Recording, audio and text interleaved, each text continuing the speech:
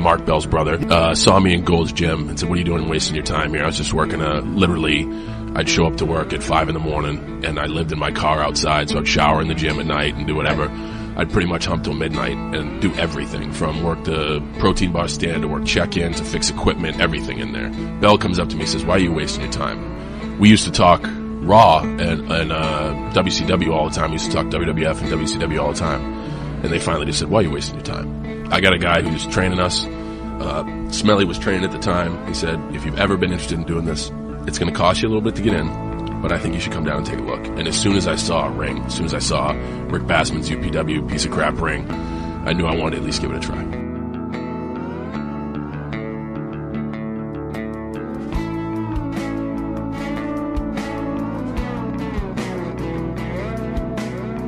I don't think there is a normal family system, but I come from a family of 5 boys. My dad was certainly a working man, worked his ass off, but wasn't into watching sports. He'd never sit down and watch football on a Sunday. We would watch wrestling, and he loved wrestling. My dad was the first family in West Newbury to get cable, so he could watch NWA, AWA, World Class, Glow, and WWF as much as he could. And that's the only time. Like, I never played catch with my dad. You know, let's go outside and work on fielding ground balls or work on your stance. That wasn't my dad. My dad was, okay, let's have a battle royal in the living room. But growing up in a small town, we were the one pro wrestling family in the small town. So we beat each other up and, we'd try to be as energetic at school, and it just, oftentimes didn't fit.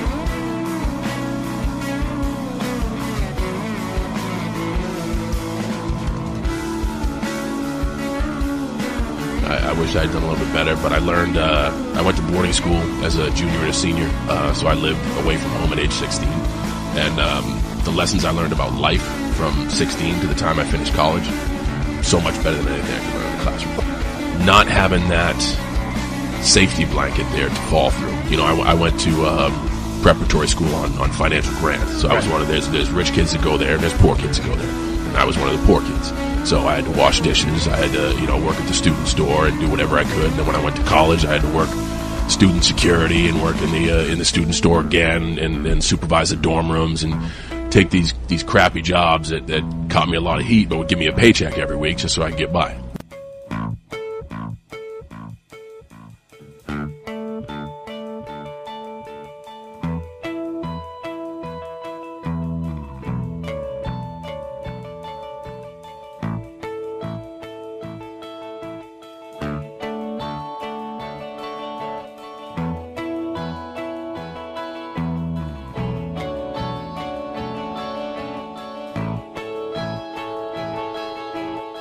This is such an awkward thing to say, but I wanted to go to college to play football.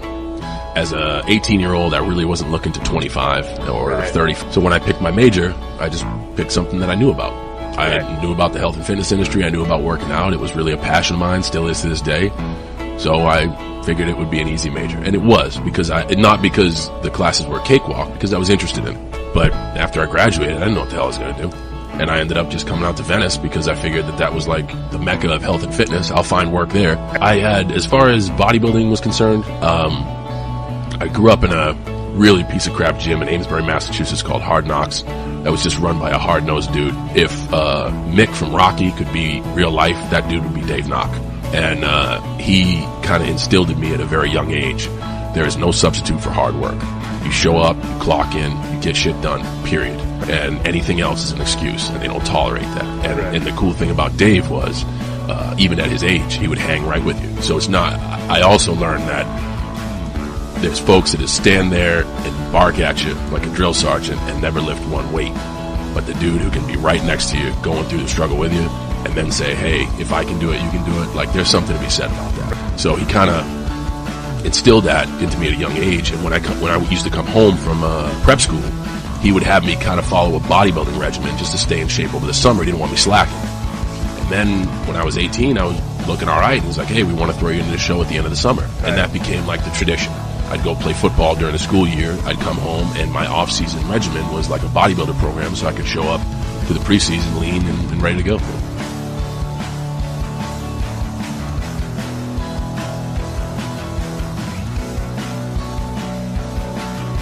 finally, after chasing it for about 4 years, I PR'd at a 481 bench. I put that on Twitter. You can see it at John Cena. I try to keep the fans up to date with kind of what I'm doing.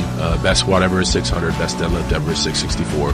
And thank you, Mark Bell, for the deadlift advice and the benching advice. He kind of taught me how to bench and how to deadlift, so I owe him for those PRs.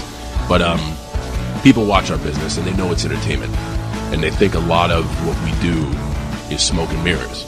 A lot of it is just guys focusing on their strengths, and I've been blessed with the ability to work hard and stay strong, and I kind of like showing that off in the ring.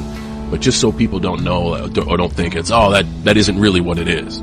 I also like to, using social networks, let my fans in on the fact that, listen, this is really happening, this is really going on, this is really how we train.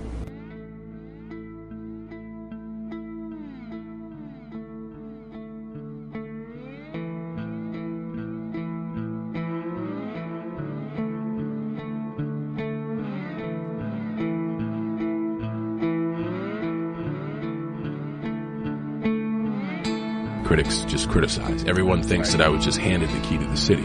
People have to remember, I wasn't anybody's first choice. If you're looking at a bench of people, I'm last on the bench.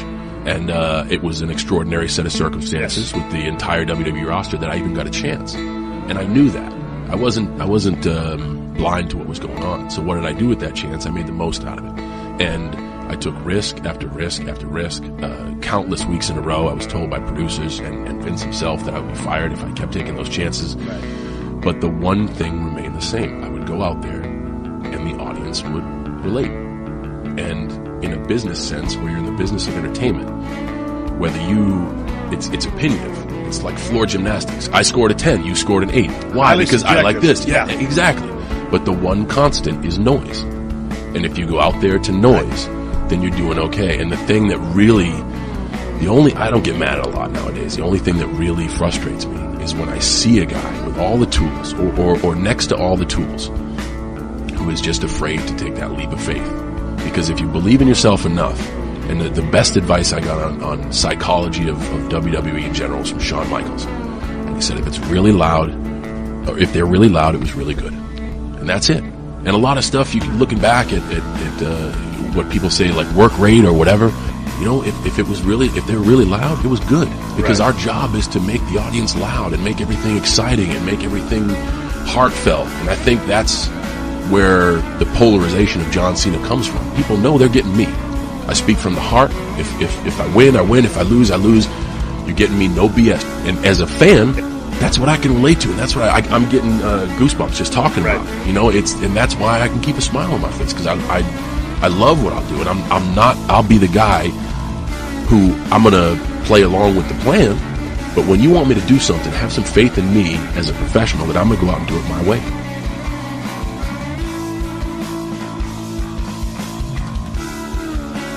Hear these stories about guys planning their own future and whatever. I'm not really good at quote unquote booking stuff. I don't understand that.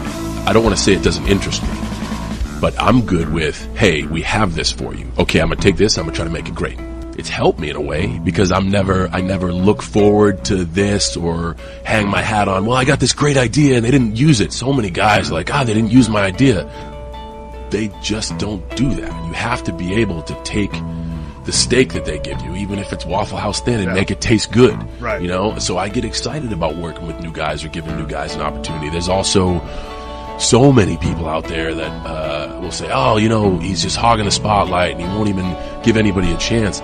I can give you a list as long as the Constitution. And please, let's do this. I think this guy has potential. Let's go with him. And that started back in Albany with Edge when we did the Elimination Chamber. And he won his first championship. Every single person who had a thought on that told me not to do it. But I thought it was going to be great.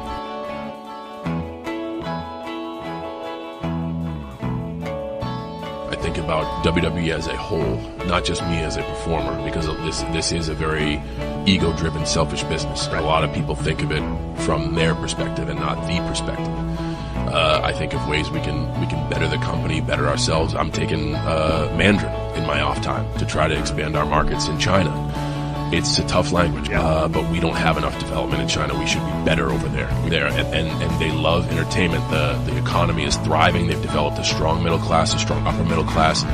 They love entertainment, and WWE translates language, but for some reason they don't understand what we do. And for us to be able to get into a market like that, and to be able to tour over there, to be able to be televised over there, to be able to bring the network over there, that would be an enormous financial boost to the machine. So in my off time, I lift, I drive around from the gym to my house, and I'm trying to get us into China, I guess. A lot of this business is false motivation. They'll pat you on the butt and say, oh, good match, good match. Right when you come through Gorilla, they'll pat you on the butt, oh, you did great. I wish there was more motivational reinforcement like that. Because that day, I was like, you know what?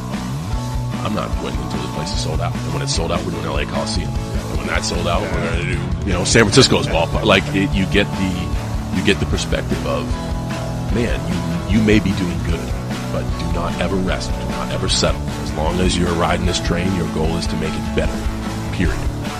And you say I walk around with a smile on my face. I do, because I try to take that approach to life in general.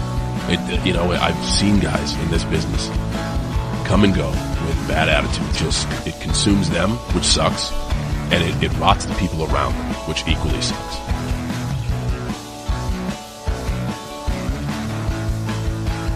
I've always lived and died by, if all else fails, just be honest with them. And I think that's what people can take away from it. And that's why, so many people enjoy what I have to say or effing hate what I have to say, because I have a set of ideals, I stand by them, and if you don't like it, you're going to say you don't like it,